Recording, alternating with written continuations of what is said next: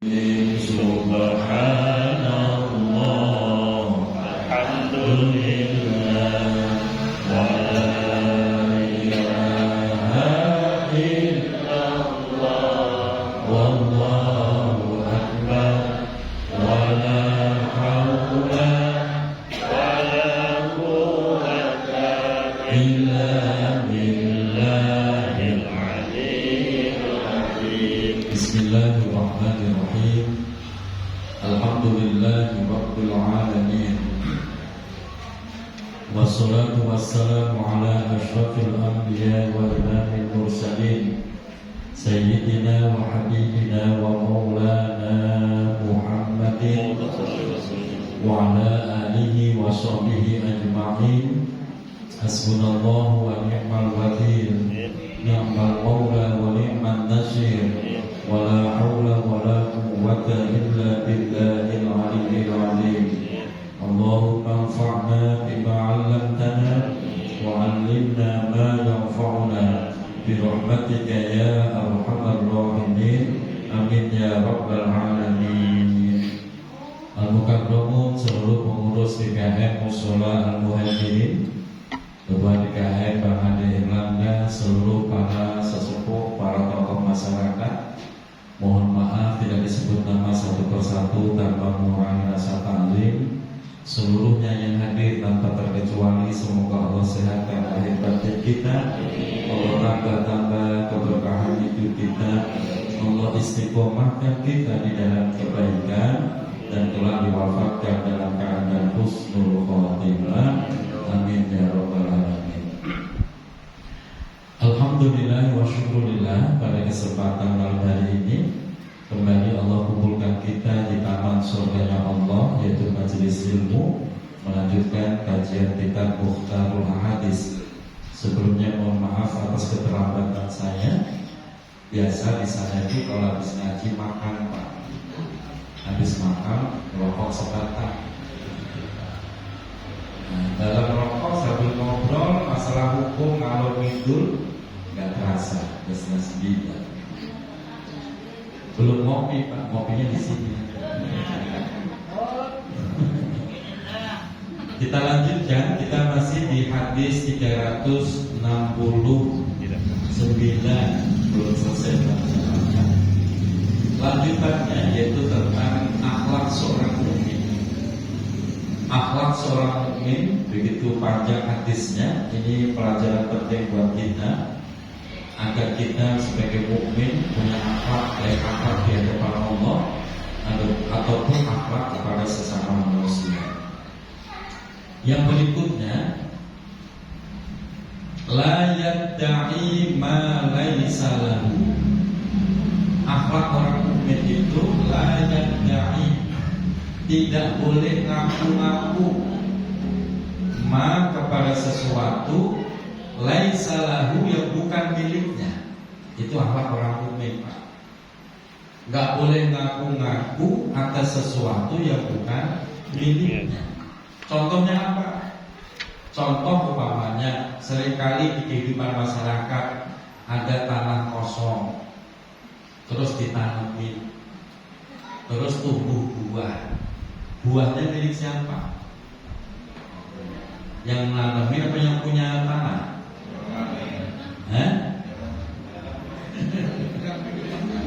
Coba itu.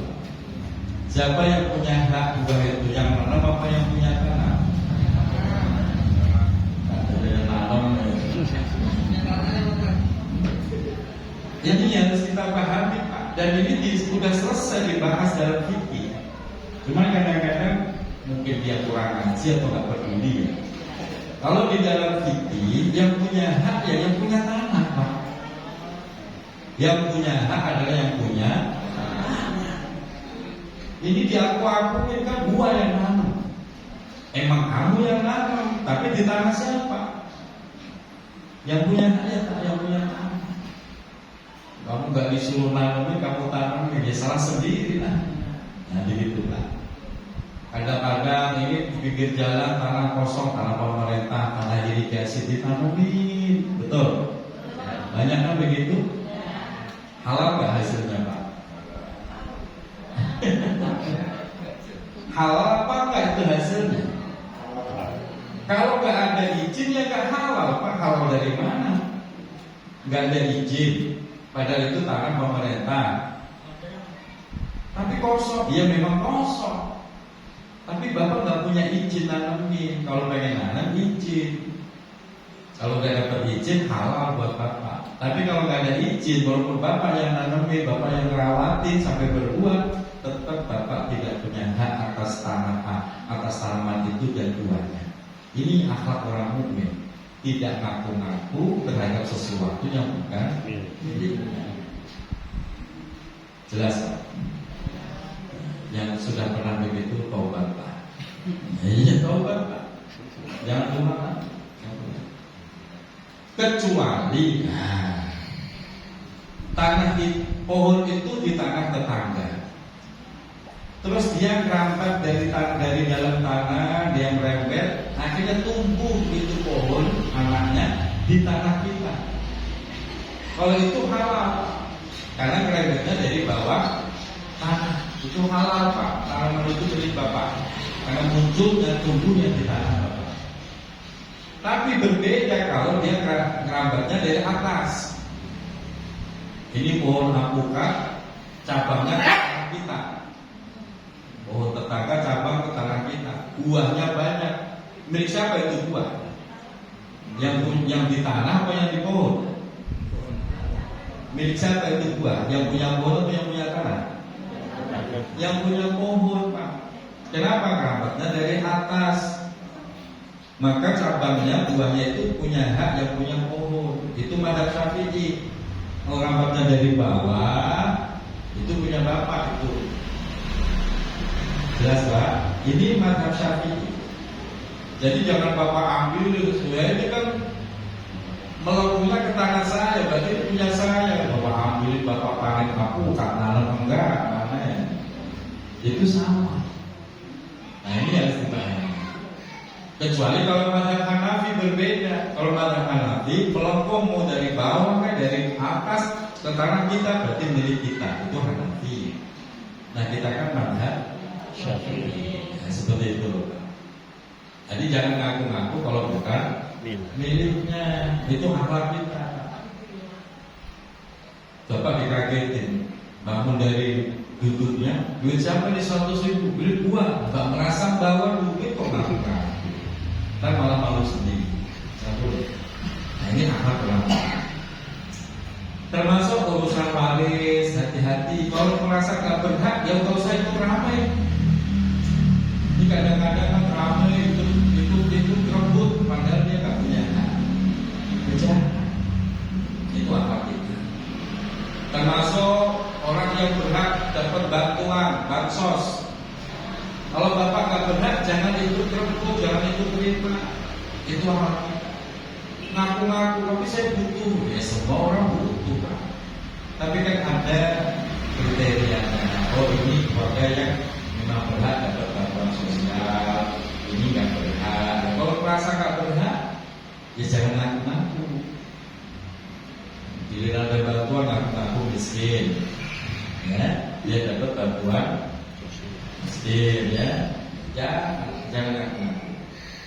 Begitu Pak. Karena banyak kasus di luar sana Pak, minta soal keterangan miskin, dia dapat bantuan, padahal dia nggak miskin.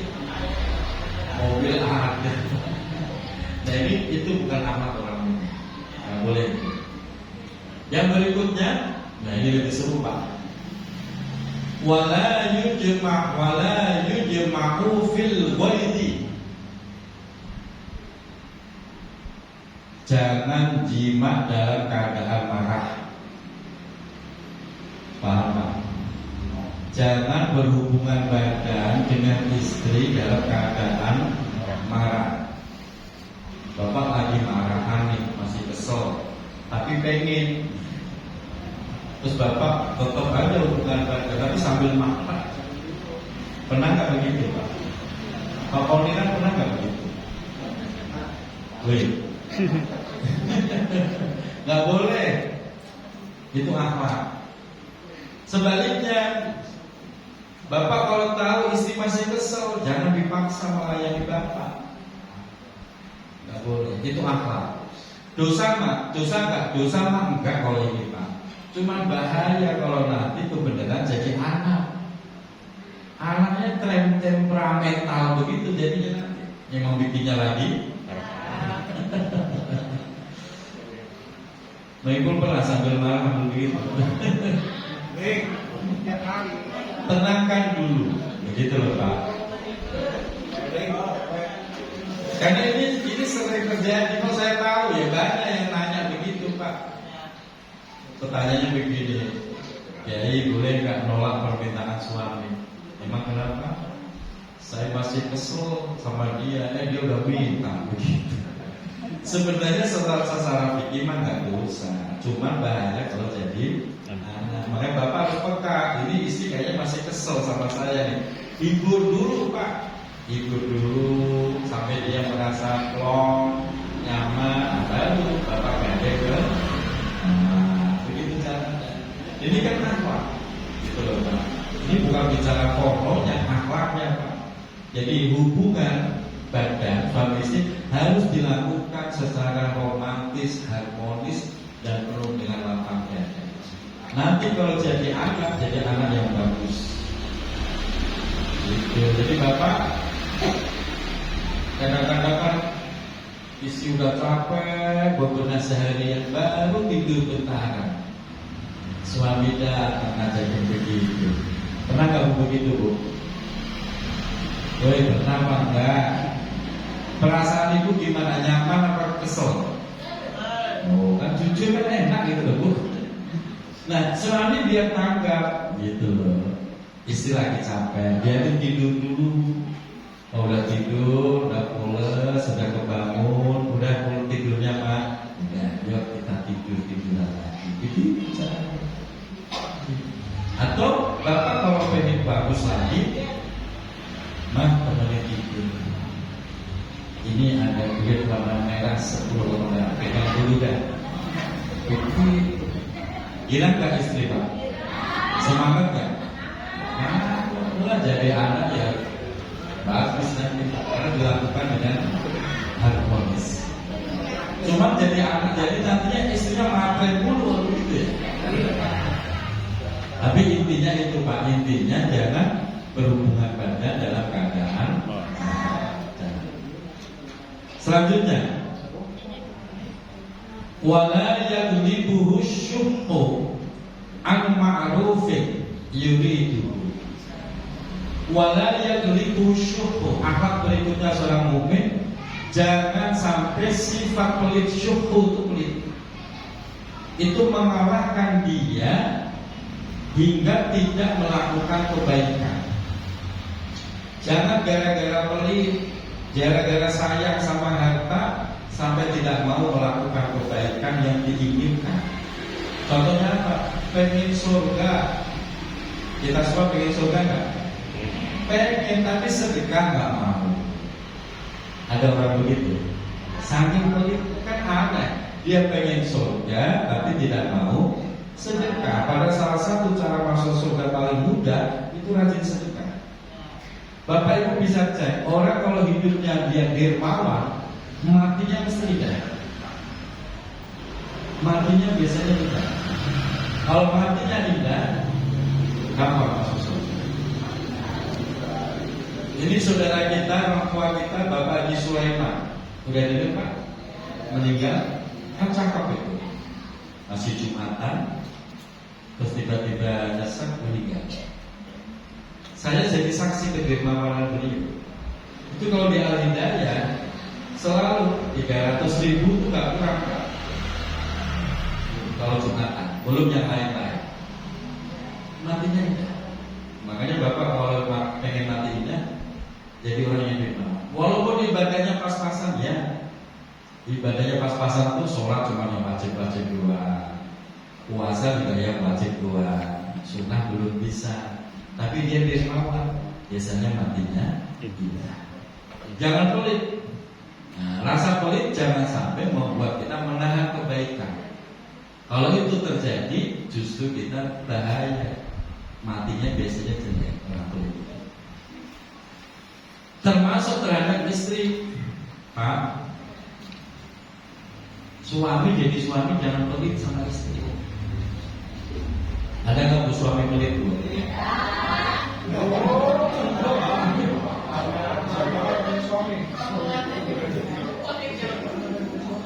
Pengen istrinya glowing, pengen istrinya cantik, pengen istrinya wangi, tapi uang belanja cuma 100.000, ya nggak nyampe pak. Harusnya bisa uang belanja ini, uang untuk make up bisa. Itu namanya pelit, pengen istrinya glowing tapi nggak mau keluar modal, itu pelit itu namanya. Ada kan suami menjadi begitu? Salah. Dan kalau kita mau jujur pak, kita itu belum ngasih nafkah. Yang bapak berikan tiap hari itu hanya uang belanja, belum nafkah, belum. Apa bedanya? Uang belanja itu dimakan rame-rame, termasuk bapak ikut makan. Uang nafkah itu bisa, ma, ini 300.000 buat uang belanja, yang 500.000 nafkah buat mama. Nah gitu. Lebih nggak kira-kira istrinya pak? Lebih. Harusnya begitu pak teorinya. Cuma untungnya istri kita orang Indonesia, udahlah dikasih segini ya terima kasih, udah gak banyak nuntut, alhamdulillah. Nah kita jangan lupa. Pengen dapat pahala haji tapi gak mau daftar haji sampai mati. Pelit seperti itu tuh jangan. Pelit sampai menahan diri untuk tidak melakukan kebaikan. Jadi dia itu haji sekian juta, sayang mending beliin apa? Itu bukan akhlak orang.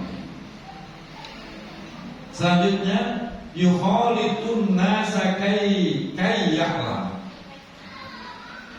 Yukhalitun nas, bergaul, bercampur dengan orang-orang kai ya'lam agar dia tahu.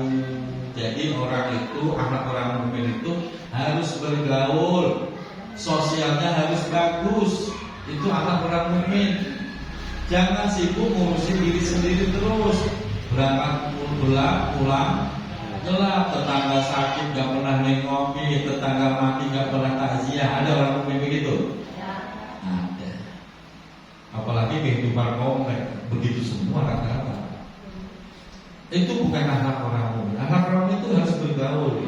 Yukhalitun nas, bergaul, bersosial. Tetangga sakit, ayo kita tengokin. Ada menikah, ayo kita takziah. Ada yang punya hajat, walimah, ayo kita datangin. Itu akhlak orang mukmin.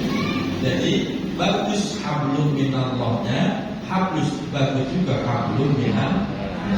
Itu mungkin. Jangan yang putih saya sholat, gak begitu. Kita dijaga dua-duanya. Hablum minallah, hablum minannas kita jaga.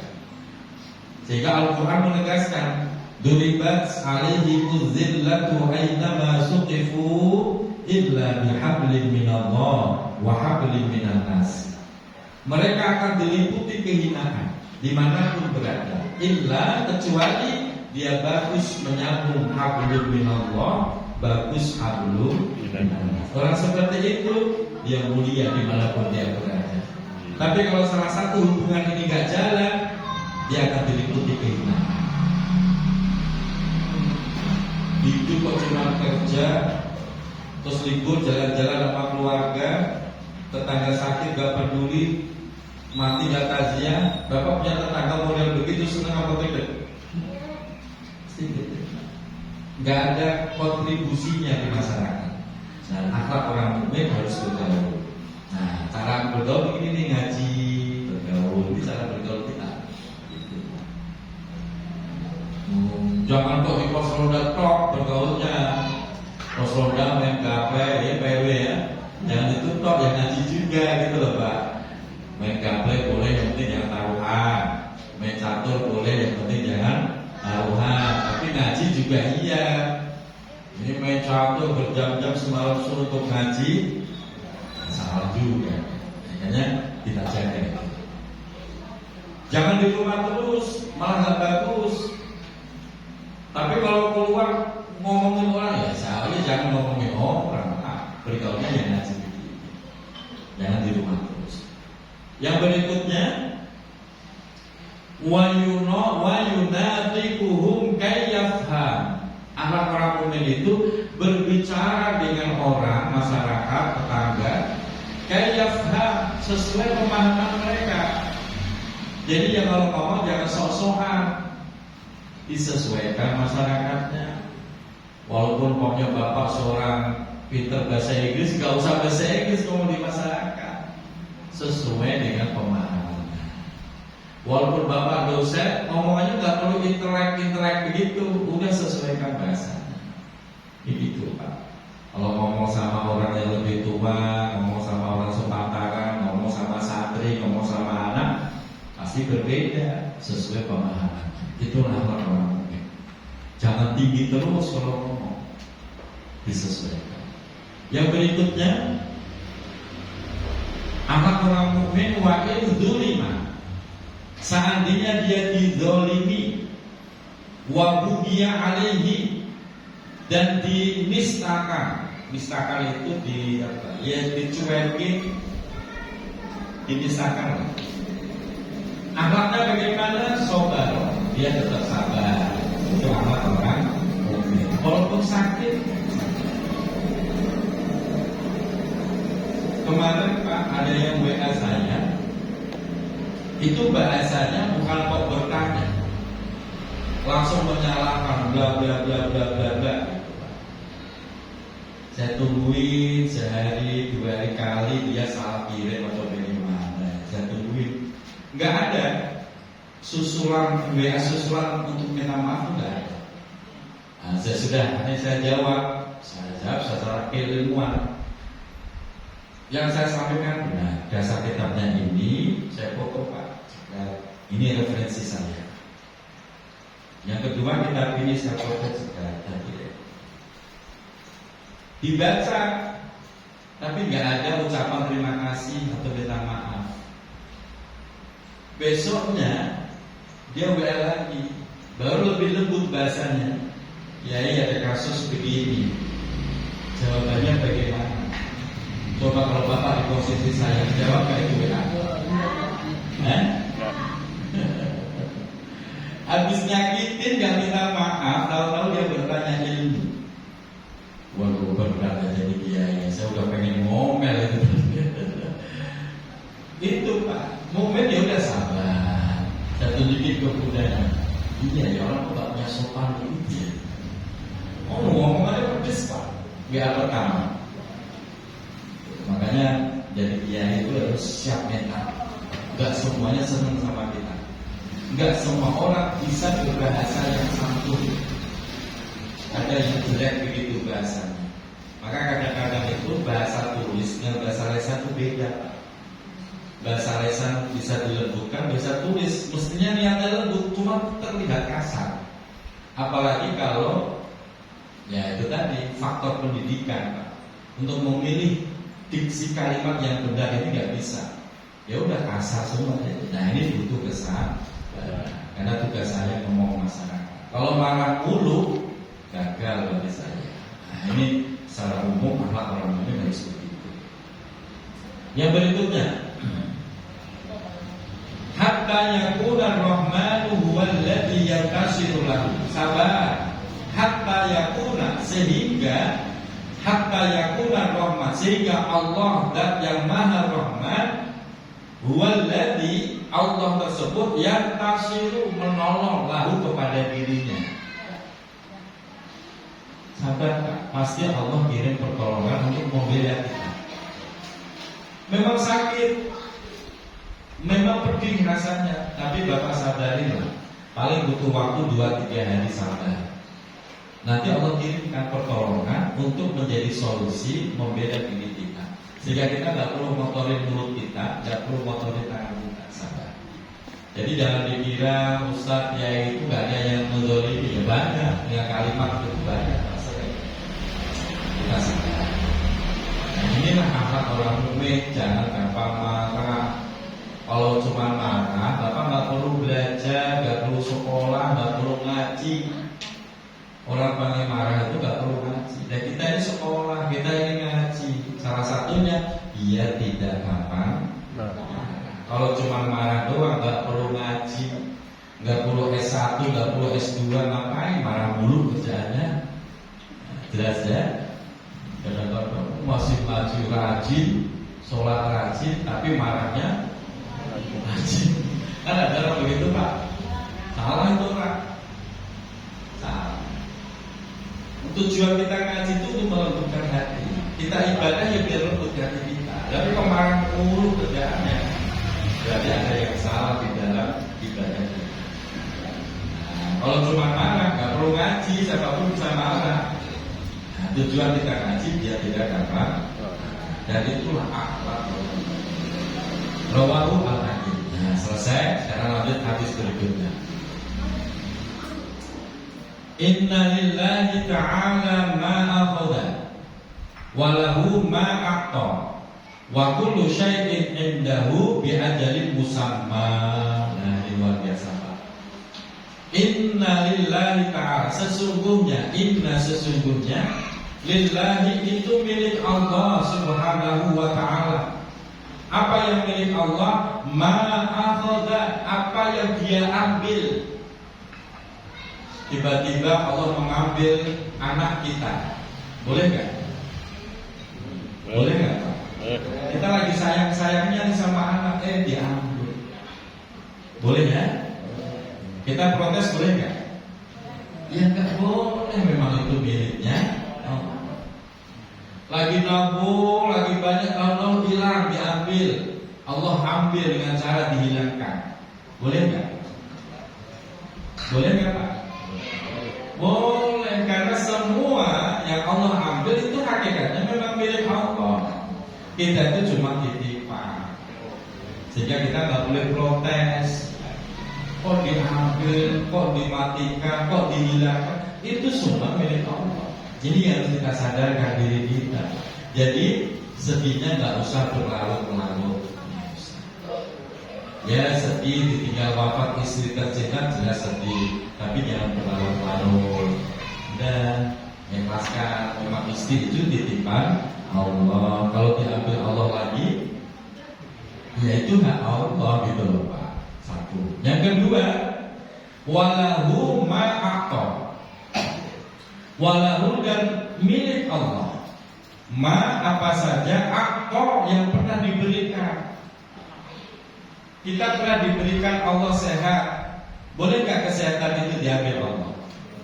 Boleh, kesehatan itu memang pemberian Allah. Kita punya harta banyak, itu juga pemberian Allah. Kita punya kepintaran, keahlian, usaha, itu semua milik Allah, pemberian Allah. Artinya kesadaran ini untuk menyadarkan kita biar gak nyombong, itu semua adalah pemberian Allah. Itu Pak. Yang diambil Allah dari kita yaitu hak Allah. Yang Allah berikan kepada kita itu juga milik Allah. Sehingga kita gak layak untuk menyombongkan diri. Itu yang kedua. Yang ketiga, wa kullu syai'in indahu bi ajalin musamma. Wa kullu syai'in, dan sesungguhnya segala sesuatu indahu di sisi Allah bi ajalin musamma, semua ada batas waktu yang ditentukan. Kalau hari ini Bapak kaya, jangan sombong, kekayaan itu juga ada batasnya. Betul? Ada batasnya. Kalau batasnya sudah selesai, Allah bikin jatuh, bangkrut, sebangun-bangkrutnya. Mudah sekali. Jadi semua itu ada batasannya. Ibu dulu kakaknya cantik, betul Bu? Sekarang masih cantik ya Bu? Ada masa di mana itu selesai dengan sendirinya. Kecantikan itu selesai ketika masuk usia 50. Selesai. Tinggal apanya? Lagi sama kegagalan kita, kekuatan Bapak. Wah dulu manggul beras sekarang kuat, tapi itu ada masa di mana nanti selesai Pak. Begitu masuk usia 45, udah tuh kekuatan itu menurun. Dulu gigi kita, wah punya apa saja kuat. Sekarang usia 40 ke atas sudah mulai itu copot. intinya? Masa itu akan selesai. Jadi semua ada masa di mana akan selesai. Kecuali apa? Kecuali yang diberkahi Allah. Nah, kecuali yang diberkahi Allah. Maka kita kenapa minta berkah? Harta kalau diberkahi Allah awet Pak, sampai kita mati. Ilmu kalau diberkahi Allah berkah awet, kepake terus sampai kita mati. Semuanya. Makanya kita minta berkah. Jangan minta banyak. Kalau banyak ada masa di mana Bapak akan dijatuhkan lagi oleh Allah. Tapi kalau berkah, walaupun mungkin gak banyak banget, tapi gak pernah kekurangan, terus stabil sampai mati. Nah, ini alasannya. Makanya gak pantas kita menyombongkan sesuatu karena semua ada masanya. Begitu juga satu kaum Pak. Kaum, bangsa atau negara itu nanti akan mengalami masa kesuksesan, masa emas. Justru ketika sampai kepada masa emas kalau hati-hati, selesai jatuh lagi. Jadi semua itu ada masa. Dulu Bapak populer, disenangi banyak perempuan, ganteng, gagah, duit. Ada masa di mana Bapak gak dipedulikan perempuan. Gitu Pak. Jadi itulah sunnatullah ya, semua ada masanya. Rawahu asy-Syaikhan. Hadis ini diriwayatkan oleh dua imam, Bukhari dan Muslim, an Usamah bin Zaid. Selanjutnya, Innallaha ta'ala, ini luar biasa. Innallaha, sesungguhnya Allah Subhanahu wa ta'ala wakala, mewakilkan birrahimi, kepada rahim seorang perempuan, malakan seorang malaikat. Yang kulo, malaikat itu berkata, ayu rabbi nutfah, ayu rabbi alaqah, ayu rabbi nutfah.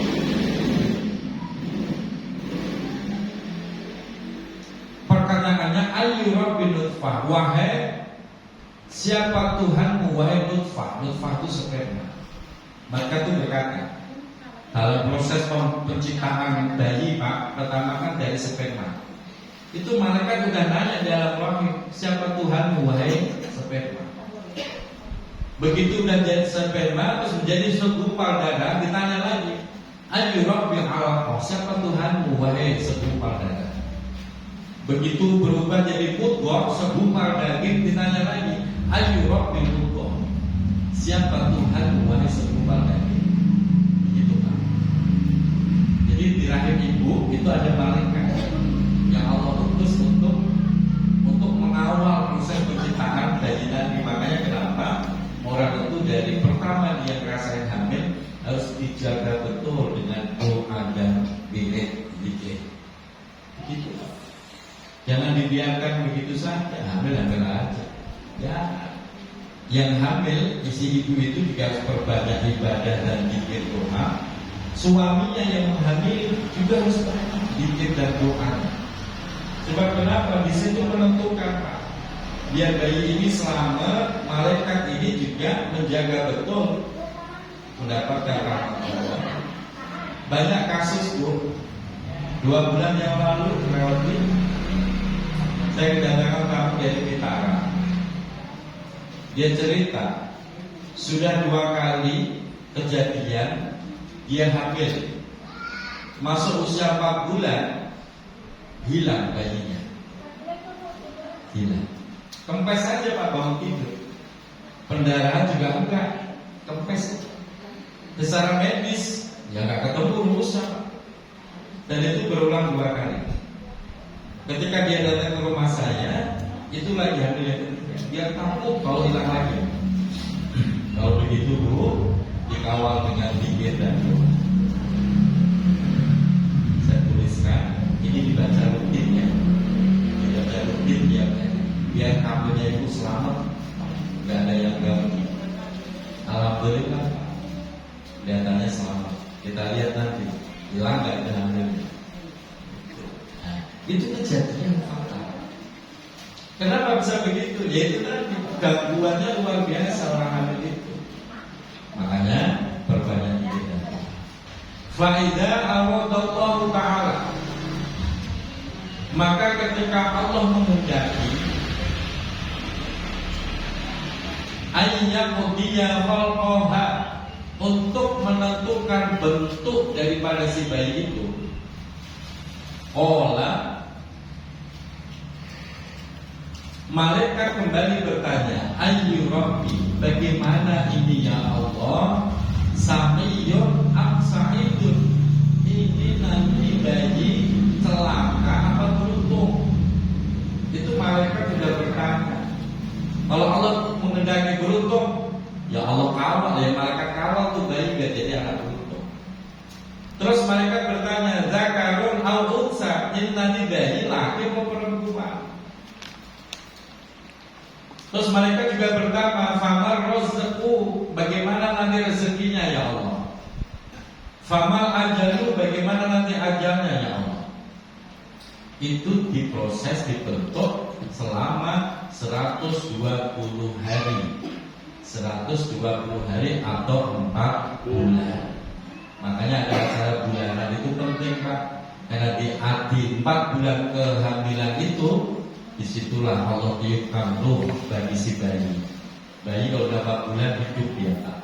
Yang kedua ditetapkan, ini bocah bakal celaka atau beruntung.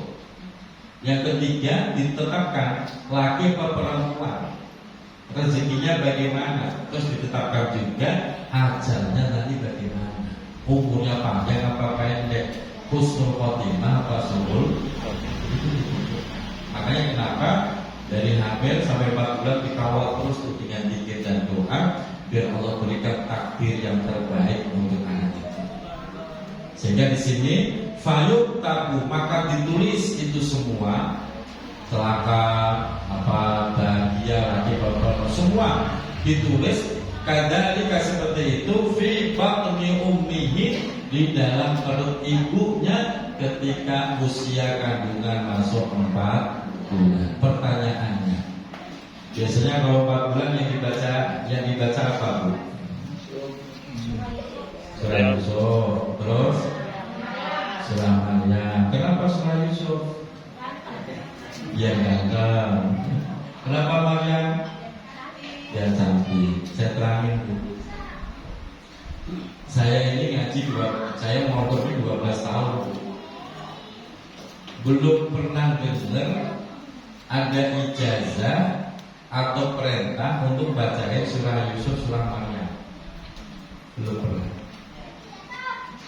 Dari mana itu sumbernya kok disuruh baca Yusuf Maryam? Dari mana? Tidak ada. Yang kedua, kalau bapak ibu baca surah Yusuf, niatnya biar nanti anaknya ganteng. Apa yang kuat nanti jadi orang ganteng? Jadi orang ganteng itu obatnya berat. Kemana-mana perempuan pengen deketin gitu. Kuat gak iman itu anak? Kalau ganteng kayak Nabi Yusuf, imannya gak kuat, malah jadi bahaya.